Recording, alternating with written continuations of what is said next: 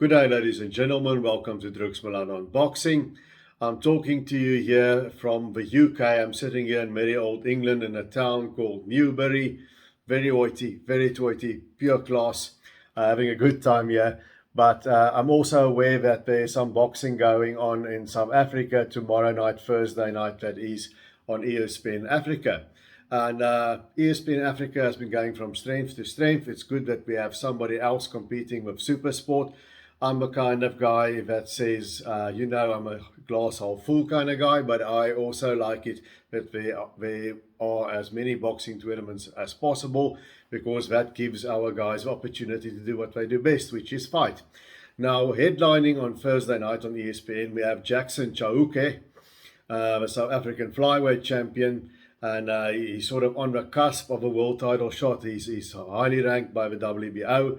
Had a minor mishap in East London last time out, where it was wrongly announced, the decision that he lost to Pumelele Kafu. Of course, we know he didn't lose. It was a split draw against Kafu. I think it was a legitimately close fight. I thought Jackson may have just edged it, but it was a close fight. So he will have to improve in the outing, at least in his performance, on Thursday night, if he wants to remain on track for a shot at the WBO world title. Now, he's facing an opponent from Tanzania, Mustafa Mkupasi, who's undefeated, 9-0, 7 knockouts, but he's never fought anybody nearly on the level of Jackson Chauke, and he's never fought the kind of guys that Jackson's fought. He's been turning back the challenge of younger guys like Luanda and Twanambi. He's won on the road in Russia. So Jackson is much, much more seasoned. But that was also the case of Pumelele Kafu. But then again, in those low weight divisions, coming from the Mecca boxing from Emonti, you will get guys like Kafu that will suddenly surprise you. I don't think it's as deep in Tanzania. Now, with opponents from mainland Africa, you always have a problem that you're fighting dark, you're fighting blind. There's very little footage available for most of them, and that's the case of Mkupasi. Now, if you look, for instance, at ESPN Africa's last tournament that they had, we had the same scenario, opponents from Africa that we didn't know much about. The opponents of Jabulani Makense and Tulani Mbenge were completely overmatched. They just got crushed there, and I thought it was good performances by Mbenge and Mackenzie, but the opponents weren't much. And then in the main event, we had Emani Colombo, the general from the DRC, up against Raymond Okwiri. And Okwiri surprised me a bit. He hung tough against Emani Colombo, whom we all know has got very, very heavy hands. So he hung in there against Emani Colombo until he just quit in the 7th round. He thought he had enough. And it's easy for me to say he just quit, which is what he in fact did. But, Colombo's got heavy hands. So Okwiri, to me, he hung tough. He put up a decent show until the point that he said enough is enough. Now, which one will Mustafa Mkupasi be? Very little footage of him. The little bit I could find, he looks like a tall, rangy fighter, but there's no reach or height listed anywhere. It could also be that the opponent was shorter. It's hard when you're judging on YouTube clips and so on. Mkupasi is a guy that works from behind his jab. He likes the right hand. He likes a straight right hand. I have noticed that his balance when he throws it is a bit off. He sort of tends to step too far over with his back foot, and sometimes he leaves that right hand dangling. So I think he's open for a counter after he throws that right hand. My gut feeling is Jackson Chauke is not going to have too much trouble with him. I think Jackson will stop him within 6 rounds. That's what I'm thinking, but perhaps Mustafa Mkupasi can surprise us and hang tough like Okwiri did against Colombo. Then in the main supporting bout, we have Nomeva, Kolisani, Ndongeni. Now, that's another big name in South Africa that's well known to all of us. We all know he had the fight with Devin Haney, who's now the undisputed world lightweight champion. He lost by a country mile, but he hung tough and he competed against Devin Haney. So that shows us that he's not elite maybe, but he is around world class at least. But he's now been on a 3-fight win streak with 3 stoppages in a row. But before that, he got stopped in a massive upset by Prince Dlomo, one-punch knockout. Now, you've got to ask, was he just taking Dlomo lightly? Because Dlomo had losses in the double digits, and he was not supposed to really be anything for Nomeva. But it shows you how dangerous opponents can be, and That begs a question, how much has got Kholisani Ndongeni left at this stage of his career? You can see he's a guy that's busy with various other things in his life. He promotes himself and he markets himself extremely well. I think only fighter who does it as well as Nomeva is maybe Kevin Lerena. But he's facing a Filipino by the name of Raymond Yanong. Now, Raymond Yanong has got a spotty record, 11-6-1. But he's used to fighting as a welterweight. The weigh-in should be passed now, but I couldn't find out what happened here in the UK. I wonder if Yanong made weight, but they're now fighting as junior welterweights. So Raymond Yanong is used to fighting bigger, stronger guys, perhaps, than Kholisani Ndongeni. And he's a guy who's fought overseas quite a lot, and he has a spotty record, but he can sometimes pull it out. He's managed to pull out a win in Japan by stoppage. He's managed to win one in the States, and he also lost two. But he can win on the road. It doesn't affect him. Looking at Yanong, he's very straightforward, basic kind of guy. He's a typical tough guy. He's strong, physically strong, but on the slow side. And he's right hand happy. He loves throwing this right hand. Throws it as a straight, throws it to the body. He doesn't jab much. He doesn't set up. He basically comes at you in a straight line and keeps on pushing and keeps on looking for home for that right hand. So if Kholisani Ndongeni is on form, if he's concentrating, if he's not taking Yanong lightly, he should be able, with his skills, to contain him, to give him some handles. And I would say Kholisani Ndongeni should just outbox Yanong and stay out of trouble. Don't get nailed by that right hand. And that's something that he should be able to do, unless Yanong proves so strong that he manages in a very basic way to simply overwhelm Ndongeni. So I think this is Ndongeni's fight to lose.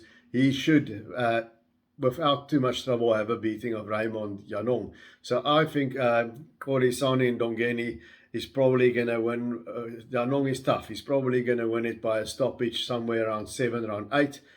We will be well served to go to the body. I noticed in one of Yanong's fights, he takes it to the chin, but as soon as you go downstairs, he starts folding double. He doesn't seem to like it there. So I think just with pure class, Ndongeni must be careful early, but I think he will take the fight over, and I think he will force a spot stoppage against Raymond Yanong somewhere in the later rounds in that fight. Now, there's some other fights on the card. The one that I really am most intrigued by, and it's a pity it's only an 8-rounder, but this is a real crossroads kind of fight. We've got Mzubukile Magwaca. Now, he's a local Cape Town fighter, and he's got a great human interest story. He was tragically shot in the leg by criminals. He was out of boxing for 5 years, and he rehabbed, and he came back to boxing, and he scored a quick win in his last fight to announce his return to boxing. He's a fighter who's still undefeated, 21 wins, no losses, 3 draws, 12 knockouts. And he was a guy who was going places, was on his way to an IBF world title shot, had a minor WBF bantamweight world title. And he was quite a talent that was talked about at that stage. Now, Magwaca, he's a stylish boxer. He stands tall. He likes boxing behind the jab, and he's got a beautiful right hand, straight right, that he throws in there. And he can also time you with the uppercut, but he's more of a distance fighter than he is an inside fighter, and he's more of a boxer than he is a fighter. Now, he is going up against Sabelo and Ngebinyana. Now, Sabelo and Ngebinyana, he's got a record of 14 wins and 5 losses, 11 knockouts. But I think he's much better than his record suggests, especially in the lower weights when you don't have proper management from the start. They throw you into the deep end, and then you collect some losses that if those fights came at a different time in your career, maybe wouldn't have happened. And he's fought really classy guys like Artin Corsi Dumeswene, Yanga Sirkuibo. He fought all those guys, and he lost to them. He's never been knocked out, so he's got a very solid chin, I think. And he also handed Ricardo Malajica his first loss. Fighter that was sort of touted by Golden Gloves as being the next big thing. He handed Malajica his first loss. And I was at that fight, and I saw Ngebinyana firsthand. It always helps if you can see a guy sitting ringside as opposed to watching on TV. And what I see about Ngebinyana is he's a physically strong bantamweight, and he's got heavy hands. Not necessarily that zap one and done punch, but his punches carry weight, and he hits hard, and he's strong, and he's tough. He takes a good shot. On the downside, his technique can be a bit scrappy. He doesn't always work behind the jab. He can sometimes brawl and maul, and sometimes he leans a bit in. So he's got those things, but he makes up with toughness and fitness, and he's having very good momentum. He went over to Russia. He lost, but it's what I always call a good loss. He was competing, and he didn't lose by too much. He had his moments in that fight against the Russian. And then in his last fight, he went to the UK, where I'm sitting now, and he knocked out, he stopped Ashley Sexton in a fight he wasn't supposed to win. So he stopped him on body shots as well. And I just think this fight is kind of like the two major fights we had here from a South African perspective. We had Eki Butler against Alvin Soto, and then Zolani Tete against Cunningham here in the UK. And both South Africans came through in style, winning in different kind of ways, but both scored very good wins. And just like with Eki against Soto, there was a question of inactivity, lots of inactivity, how good Eki still is. With Tete and Cunningham, there was a question of inactivity, not so much in terms of time lapse, but in terms of rounds fought. And we also had that burning question about injuries, shoulder injuries around Zolani Tete. Now, in this fight, Mzuvukile Magwaca is a bit like Eki and Tete going into those fights. He has come back, but he hasn't had a lot of ring time. It was only a couple of rounds. And then there's the injury, because he was shot in his leg, and as a boxer, you do need your legs, because if you don't have your base under you, you can't move, you can't get out of the way, you can't set the punch very well. Now, if a leg is not right, and I have to wonder how right it can be if you were shot in it, you can get away with it 2 rounds, 3 rounds, maybe 4, but I don't think it's going to last for 8 rounds. It's a pity it's not a 10 or a 12 rounder. If I was in Ngebinyana, I would like for longer distance, but the 8 round shorter distance could work in Magwaca's favour.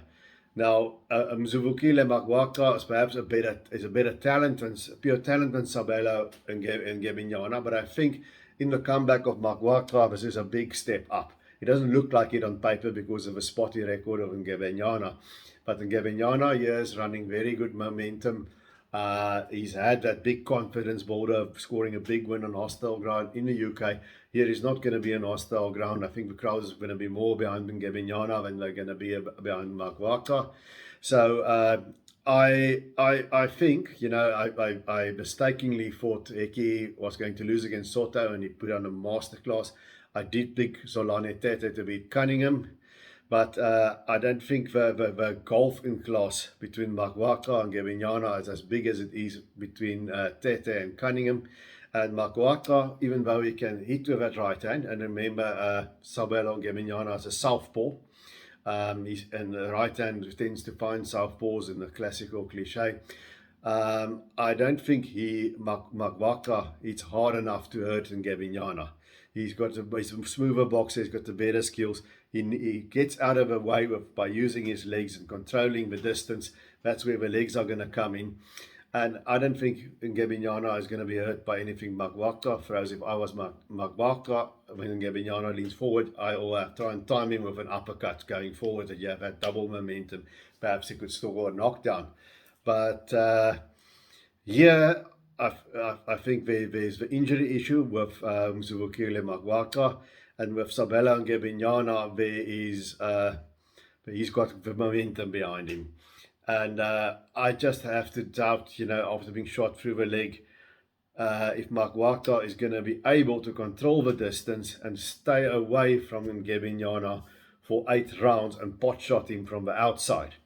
That's what I doubt here, because Ngebinyana is good on the inside. Magwaca, as we saw when he won the WBF title way back there against Jason Kanoy, it's not his preferred place to be on the inside and brawling. He likes the distance.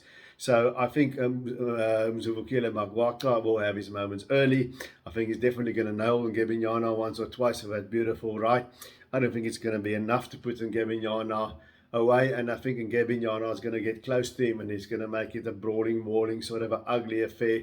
So I'm going with Ngebinyana here to win on points, or maybe even force a stoppage late against Magwaca.